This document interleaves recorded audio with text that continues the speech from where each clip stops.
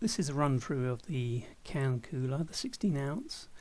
When you unzip the files, you'll find there's these 4 files here. This is the one to start with, but you must ensure that these 2 movie files are extracted and saved in the same place. So start with that one.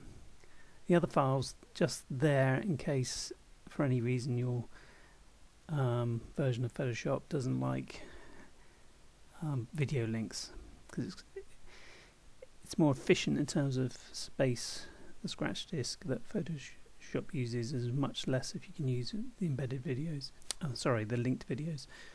But if it doesn't work for you, try the other one. Okay, so to get your design on there, you will see there's a step 1 in the layer stack here.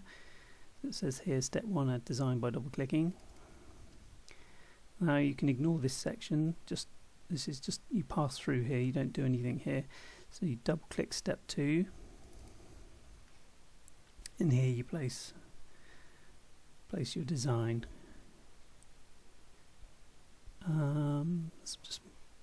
I've already put something there, so let's just move things around so it prompts me to save it.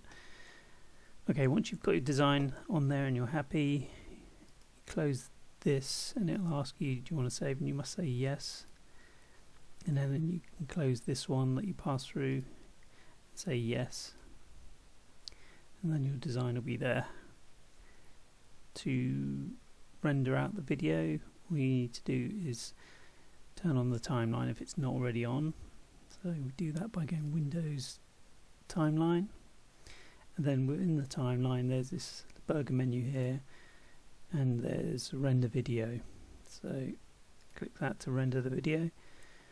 Probably best to stick with all the defaults, but if you want to change the format to QuickTime, you can there, or you can change some of the resolutions. Have a play if that interests you.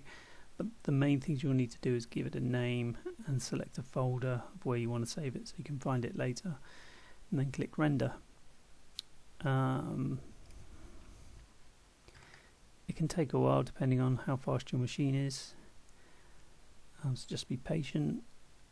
I think I won't render it now. Just go through some of the other features. So you can change the background by clicking the background here, Smart Object, and then File, Place Embedded,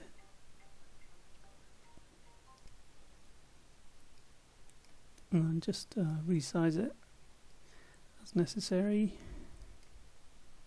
When you're happy, close that, and there you go. There's the background in place now. Some other things you can change if you want. For example, if you open the cooler, there's the ability to change the lid color. Just double click this color overlay, and you can make it less black if you want it, or more black. Completely different color. Same goes for the actual body of the cup holder. Double click the color overlay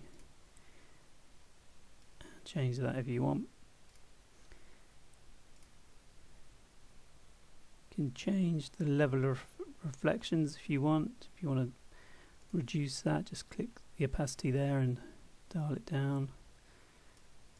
Same goes for the color. You could no, probably best not to leave the color.